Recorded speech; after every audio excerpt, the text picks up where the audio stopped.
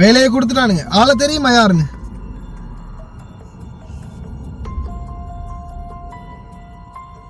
வேலையை கொடுத்துட்டானுங்க, சேனலுக்கு வேலையை கொடுத்துட்டானுங்க. அடுத்ததா பாருங்க எப்படி அடிச்சிருக்கானுங்க பார்த்தீங்களா? இது இப்போ பப்ளிஷ் பண்ண வேண்டிய சிச்சுவேஷனுக்கு வந்துருச்சு. நான் அந்த தாத்தா பாட்டி வீடியோவில் வந்து இதை அப்படி அந்த அளவுக்கு போடல. நான் நினைக்கிறேன் ஃபோட்டோ இதை சைடில் போடலம்னு. பாருங்க எப்படி அடிச்சிருக்கானுங்கன்னு பாருங்க. எந்த அளவுக்கு மூஞ்சில தழும்பு வர அளவுக்கு அடிச்சிருக்கான்னு பாருங்க. அஸ்ஸலாமு அலைக்கும் வரஹ்மத்துல்லாஹி வபரகாத்துஹு. அன்பார்ந்த அனைத்து உறவுகளுக்கும் இனிய மாலை வணக்கம். மீண்டும் மிக முக்கியமான ஒரு தகவல், வேதனையான தகவல். தயவு செய்து வீடியோ ஃபுல்லாக பாருங்கள். தெரியாத நண்பர்களுக்கு மறக்காமல் ஷேர் பண்ணுங்கள். வீடியோ பிடிச்சிருந்தா ஒரு லைக் பண்ணுங்கள், சப்ஸ்கிரைப் பண்ணுங்கள், தொடர்ந்தும் சப்போர்ட் பண்ணுங்கள். பெல் பட்டனையும் மறக்காமல் ஒரு செலக்ட் பண்ணுங்கள். கோவித்த கமால் விதேச ஹண்டர். கோவித்த கமால் சகோதரருடைய வீடியோ, சிங்கள வீடியோ பார்க்கக்கூடிய அவருடைய சப்ஸ்கிரைபர் நம்மளுடைய தமிழ் வீடியோ பார்க்கக்கூடியவங்க இருக்கிறீங்களா? உங்களுக்கான பதிவு தான் முதலாவதா. கோவித்த கமாலுடைய விதேச ஹண்டர் அப்படின்ற அந்த 1,00,000 சப்ஸ்கிரைபர் நிறைஞ்ச யூடியூப் சேனலுக்கு வந்து ரிப்போர்ட் கொடுத்துட்டாங்க. எதிரிகள் ஏராளம் இல்லையா? எப்படியுமே பாதகம் வரத்தான் செய்யும். சர்ஃபா நம்மளுடைய சேனலை எத்தனை தடவை டார்கெட் பண்ணிட்டானுங்க. கடைசியாக இப்போ 3வது சேனலும் திறந்து வச்சிருக்குது. ஏதோ எப்படியோ போயிட்டு இருக்குது. இன்ஷா அல்லாஹ் பார்ப்போம். நம்மளுக்கு வாரதுகளை நம்ம கொஞ்சம் ஓரளவுக்கு ரிஸ்க் எடுத்து ஃபேஸ் பண்ணுறோம். இப்போ கமால் ஐயாக்கும் அதுக்கப்புறம் நான் ஃபுல்லி ப்ரொடெக்ஷன் போட்டு வச்சுருக்கிறேன். போட்டு வச்சதால ஓரளவுக்கு இது அவருடைய சேனலும் தப்பி இருக்குது. 1 வீக் வந்து சஸ்பெண்ட் பண்ணின மாதிரி சொல்லியிருந்தார். ரிப்போர்ட் அடிச்சிருக்கிறாங்க நிறைய பேர். அதுதான் பிரச்சனை. கோவித்த கமால் அவருடைய சேனல் லிங்கை வந்து நான் ஃபஸ்ட்டு கமெண்டில் லிங்க் பண்ணியிருக்கிறேன். புதிய சேனலை அதை போய் டச் பண்ணி ஒரு சப்போர்ட் ஒன்று கொடுங்க. வெளிநாட்டவர்களுக்காக தொண்டை தண்ணி வத்த கத்துறது நானும் அவரும் தான். கூடுதலாகவே முடிஞ்சால் அவருக்கு சப்போர்ட் ஒன்று கொடுங்க. சிங்கள வீடியோ பார்க்கக்கூடியவங்க கோவித்த கமாலுடைய வீடியோவுக்கு. அடுத்ததா நான் இப்போ தாத்தா பாட்டி வீடியோவில் நான் போட்டிருந்தேன். இந்த வீடியோவை நான் இந்த சகோதரியோட முகத்தை லைட்டாக ஓரமாக தான் காட்டியிருந்தேன். இப்போ நான் நினைக்கிறேன் எடிட்டிங் பிறகு தானே ஃபோட்டோ வரும். இந்த இடத்துல போடுற ஃபோட்டோ பாருங்கள் எப்படி மூஞ்சில் அடித்து காயப்படுத்திருக்காங்கன்னு பாருங்கள். இந்த அளவுக்கு அடித்து காயப்படுத்துறதுக்கு காரணம் என்ன? எதுவுமே இல்லை. வந்த புதுசு, வேலை தெரியாது. இதில் ஹைலைட்டான விஷயம் என்ன தெரியுமா? அடிச்சது குவைட்டி ஒரு பக்கம், இன்னொரு பக்கம் அந்த வீட்டில் வேலை செய்யற எஜமானி அம்மா.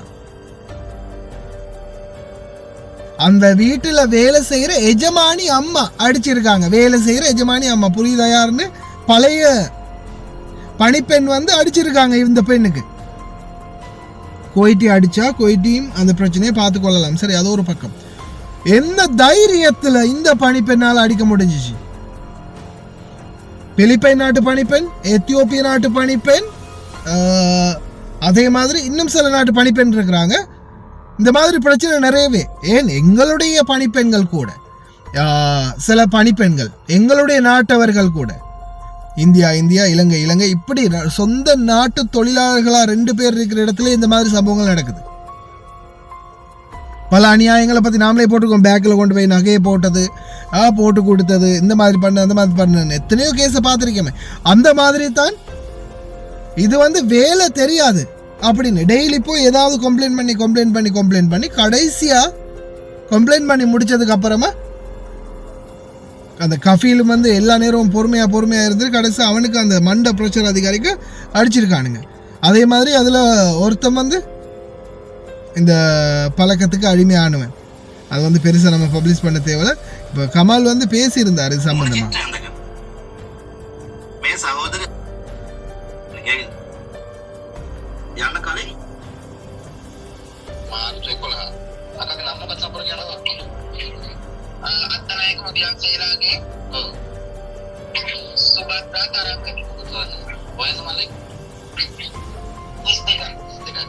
முப்பத்தி 2 வயசு சுபத்ரா தரங்கனி, 32 வயசு.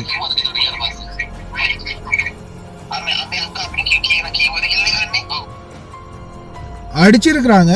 அடுத்தது இன்னொன்று தெரியுமா? இப்போ கமால் வந்து வீடியோ ஒன்று போட்டிருக்கிறாரு, அவரோட சேனலில் இந்த வீடியோ போட்டிருக்கிறாரு, லிங்கில் இருக்குது தானே. கமாலுக்கும் சேர்த்து அதே மாதிரி இந்த வீடியோ போட்டு, நீங்கள் எதுக்கு வீடியோ போட்டிங்க, யூடியூபர்ஸ்ல எல்லாம் கொடுத்தீங்க அப்படி இப்படின்னு கொஞ்சம் ஓரளவுக்கு மிரட்டி இருக்கிறாங்க. நாங்கள் இந்த வீடியோ போடுறதுக்கு முன்னாடி நைட்டு எங்ககிட்ட இந்த செய்தி வந்ததுன்னு சொன்னதுக்கு அப்புறம் தான் ஏஜென்ட்டுக்கு அடே என்ன ஒரு கொடுமை தெரியுமா, இப்படி அடிச்சு கொடுமைப்படுத்தி இருக்கிறான் அந்த ஏஜென்ட். என்ன தெரியுமா சொல்லியிருக்கிறான், 3 மாசம் வெயிட் பண்ண சொல்லி. மனுஷனாடா நீங்களா, மனுஷனா? பிணந்தின்னி கழுகு. டே காசுக்கு நீங்க கக்கூசில் இருக்கிறதையும் சாப்பிடுவீங்க போல இருக்குதுடா விட்டா. காசுக்காக அந்த மாதிரி கழிவையும் சாப்பிடுவீங்க போல இருக்குது. ஏன் இந்த மாதிரி அடிச்சு கொடுமைப்படுத்தி இருக்கிறானுங்க, இவ்வளவு அடிச்சு கொடுமைப்படுத்தி இருக்கிறானுங்க.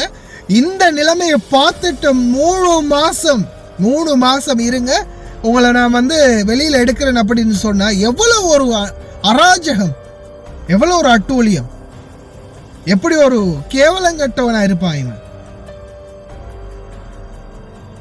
அதே மாதிரி மாதா ஏஜென்சி, அவங்க தான் பெரிய தலையே இருக்காது, தலை உருளும் இதுக்கு பிறகு. நான் ஒன்று தான் சொல்றேன், ஏஜென்டா இருந்தாலும் சரி, எம்பசியா இருந்தாலும் சரி, வெளிநாட்டு வேலை வாய்ப்பு பணியகமா இருந்தாலும் சரி, எங்களுடைய தொழிலாளர்களுடைய பிரச்சனைகள்ல சரியான தீர்மானம் எடுக்காத பட்சத்துல உசுறு போனாலும் மசுரன்னு போச்சு. இந்த வெளிநாட்டு தொழிலாளர்களுக்காக இறங்கி குரல் கொடுக்கறதுக்கு நாங்க தொடர்ந்து நிற்போம். அவ்வளவுதான் சொல்ல முடியும். சேனல் நீங்க எத்தனை தூக்குங்க, 10 இல்ல 100 சேனல் வேணாலும் தூக்குங்க. எங்களை தூக்கினா தான் எங்களுடைய இந்த பயணம் நிற்கும். சேனலை தூக்கினா அடுத்த சேனல் ஓப்பன் பண்ணிட்டே இருப்போம். இப்போ இந்த கமாலுடைய சேனல், இந்த 1 லட்சம் சப்ஸ்கிரைபர், 1,02,000 என்னவோ சப்ஸ்கிரைபர் இருந்துச்சு, பெரிய சேனல் தூக்கிட்டாங்க. இதோ அடுத்த சேனல் போனால் சேனல் போயிட்டே இருக்கும், அடுத்த சேனல் வரும். ஏன் இந்த யூடியூபே இல்லாமல் போச்சா? தனிமையாக எங்களுடைய முடிந்த முயற்சிகளை வச்சு நாங்கள் தொடர்ந்து எங்களுடைய தொழிலாளர்களுக்காக பர்சனலாக நாங்கள் போராடிட்டு தான் இருப்போம். ஏஜென்ட் இல்லை, எம்பசி இல்லை, யார் வந்தாலும் தடுக்க முடியாது. ஏன் இத்தனை வருஷமா நாங்கள் என்னை பொறுத்த வரையில் எனக்கு ஃபுல் மன திருப்தி என்ன, சில விடயங்களில் இப்போ போனஸ் விஷயம் எக்ரிமெண்ட்டில் காப்பியில் கொண்டு வந்துட்டோம். எம்பசிக்கு ஒரு காலத்தில் கோல் அடித்தா ஃபோன் ஆன்சரே பண்ண மாட்டாங்க. வாட்ஸ்அப் நம்பர் ஒன்று வச்சுருந்தாங்க, சும்மா ஏதோ ஒரு பூஜை பண்ணுறதுக்கு வச்சுருந்தாங்க. இப்போது புதிய வாட்ஸ்அப் நம்பர்கள் இருக்குது. அடுத்த எம்பசி கோல் அடித்தா கோல் தூக்குறாங்க. புதிய தூதுவரை மாற்றினோம், புதிய அதிகாரிகளை கொண்டு வந்தோம். எங்களால் முடிந்ததுகளை நாங்கள் நிறையவே செஞ்சுருக்கிறோம். சொல்லாமலே, நான் இதை சொல்ல வேண்டியதில்லை, சொல்லாமலே நிறைய பேர் சொல்லி காட்டுவாங்க. எனக்கு நான் பார்த்துருக்கிறேன், மெசேஜில் கூட எத்தனை பேர் வந்து சொல்லுவாங்க, இப்போ தான் இப்படி இருக்குது, இப்போ தான் இப்படி இருக்குது, சில விஷயங்கள் இப்போ தான் மாற்றம் இருக்குது, நீங்கள்லாம் முயற்சி செஞ்சதால தான் இது நடந்தது, இது சாத்தியம் அப்படின்னு. ஏன் இத்தனை வருஷமா? இப்போ நான் வாரத்துக்கு முன்னாடி சாதாரணமாக ஒரு 50, நம்ம உதாரணத்துக்கு ஒரு 50 வருஷம் எடுத்துக்கொள்வோமே, 50 வருஷமாக குவைத்துக்கு வந்துக்கிட்டு தானே இருந்தாங்க. ஏன் இந்த 50 வருஷத்தில் உள்ளவங்க யாரும் முயற்சி செய்யலை? அப்போ நாம் முயற்சி செஞ்சுருக்கிறோம், அந்த முயற்சிக்குரிய பலனை தான் இப்போ அனுபவிக்கிறோம்னு சொல்லலாம். அதே மாதிரி இந்த ஏஜென்ட்டுகளில் 3 மாதம் வெயிட் பண்ணி, இந்த மாதிரி அடித்து கொடுமைப்படுத்தினதுக்கு 3 மாதம் வெயிட் வாயில் நிறைய வருது, வார்த்தைகள் விட முடியாது, இல்லைன்னா பச்சையாக வண்டியாக திட்டணும் போல இருக்குது. 3 மாதம் வெயிட் பண்ண சொல்ற மனுஷனா இவனெல்லாம்? யோசிச்சு பாருங்க. அடிச்சு மூஞ்ச உடைச்சு வச்சிருக்கானுங்களா, மூஞ்சில கோடு போட்டு வச்சிருக்கானுங்களா, மூஞ்செல்லாம் ஃபுல்லாவே இது பண்ணி போய் இருக்குது. ஹஸ்பி அல்லாஹ் நிஅமல் வக்கீல். நிச்சயமா இந்த சகோதரிக்குரிய இன்னும் ஏற்பாடுகள் இப்போ வந்து மருத்துவ பரீட்சை இதுக்கு வந்து அனுப்பியிருக்கிறான்னு சொல்லியிருக்கிறாங்க. அடுத்ததா மருத்துவ பரிசோதனைக்கு பிறகு எம்பசிக்கு கொண்டு வருவாங்க, இல்லைன்னா லேபர் டிபார்ட்மெண்ட்டுக்கு டைரெக்டாக கொண்டு போகிற மாதிரி ஐடியா இருக்குதுன்னு சொல்லியிருக்கிறாங்க. அதே மாதிரி பர்சனலாக அடுத்த கட்டம் நடவடிக்கைகள் என்ன அப்படின்றதையும் நான் மூவ் பண்ணிக்கிட்டு இருக்கிறேன். லீகலாக ஹேண்டில் பண்ணி இவங்களுக்கு எதிராக கேஸ் போட்டு சரி இவங்களுக்குரிய நஷ்டேடு வாங்கி கொடுக்கணும். முக்கியமான மேட்டரை சொல்ல மறந்துட்டேன், சாரி. பணிப்பெண், அது என்ன தைரியம்? வீட்டில் வேலை பார்க்குற எஜமானி அம்மா மாதிரி இருக்காங்க ஒரு சில எஜமானிகள்.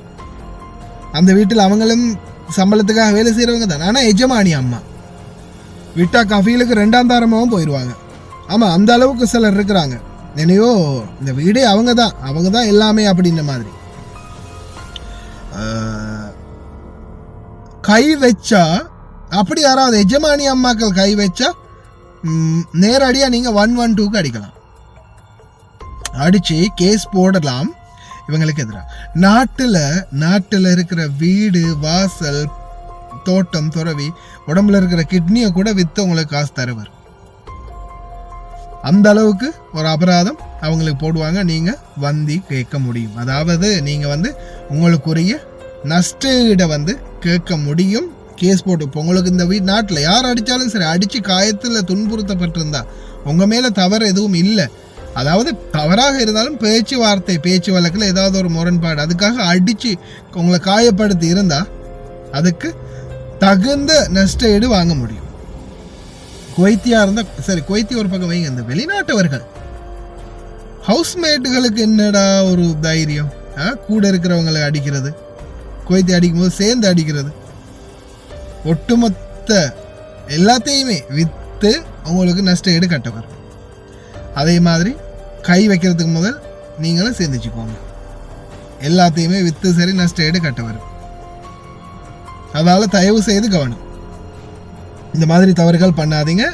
யாருமே யாருக்கும் கை வைக்க போகாதீங்க. அதே மாதிரி இந்த மாதிரி யாராவது அடித்து துன்புறுத்தின பிறகு ஏஜென்ட்டுக்கு சொல்லி ஏஜென்ட் 3 மாதம்னு சொன்னானுங்கன்னா போடா மைராண்டின்னு சொல்லிட்டு உடனே நாட்டில் ஃபாரின் மினிஸ்ட்ரிக்கு கம்ப்ளைண்ட் பண்ணுங்கள். அப்படி மேலாத பட்சத்தில் நீங்கள் அந்த டைம் இந்த மாதிரி அடித்த டைம் நீங்கள் வீட்டை விட்டு உடனே வெளியாகி பக்கத்தில் இருக்கிற போலீஸ் ஸ்டேஷனுக்கு போகலாம். போன உடனே எம்பசிக்கு அவங்க அறிவித்து, லேபர் டிபார்ட்மெண்ட்டுக்கு அறிவித்து உங்களே உடனே அந்த டீமுக்கிட்ட வந்து ஒப்படைப்பாங்க. இந்த மாதிரி காயங்களோடு நீங்கள் வீட்டை விட்டு வெளியாகி போகலாம். போய் டைரெக்டாக போலீஸ் ஸ்டேஷனில் போய் இந்த மாதிரி எனக்கு அடிச்சிட்டாங்க, இந்த மாதிரி வெளியாகி வந்துட்டேன்னு நீங்கள் டைரெக்டாகவே சொல்லலாம். உள்காயம், காயங்கள் வெளியில் இல்லை, விளங்குதே இல்லை, திட்டினாங்க, அப்படி பண்ணாங்க இப்படி பண்ணதுக்காக வெளியில் போனீங்கன்னா பிரச்சனை. இந்த மாதிரி காயங்கள் இருந்தால் தாராளமாக வெளியே போகலாம். போய் நீங்கள் போலீஸில் சொல்லி அதுக்கப்புறமா எம்பசிக்கு சரி போகலாம். ஆனால் இந்த மாதிரி காயப்படுத்தினா நாட்டுகள் அனுப்ப போனால் தயவு செய்து நீங்கள் லீகல் ஆக்ஷன் எடுத்தீங்கன்னா குறைஞ்சது, நான் மற்ற வீடியோலையும் சொல்லியிருப்பேன், 60,000 தினார் வரைக்கும் நஷ்டஈடு பெற்றிருக்கிறாங்க இந்த நாட்டில். அதாவது 6 கோடி ரூபாய் இலங்கை காசு. 60,000 தினார் வரைக்கும் நஷ்டஈடு வாங்க முடியும். 1,00,000 தினார் வரைக்கும் வாங்க முடியும். அதனால் தயவு செய்து யாரும் அப்படி அநியாயம் செஞ்சுருந்தா நாட்டுக்கு அனுப்பினாலும் போகாதீங்க. லீகல் ஆக்ஷன் எடுக்க முடியும். தூதரகம் போங்க, அமலா மன்சிலியா போங்க. அப்படியும் இல்லையா லோயர் மூலமாக நஷ்டஈடு பெற்றுக் கொடுக்க முடியும். ரொம்ப கவனமாக இருங்க.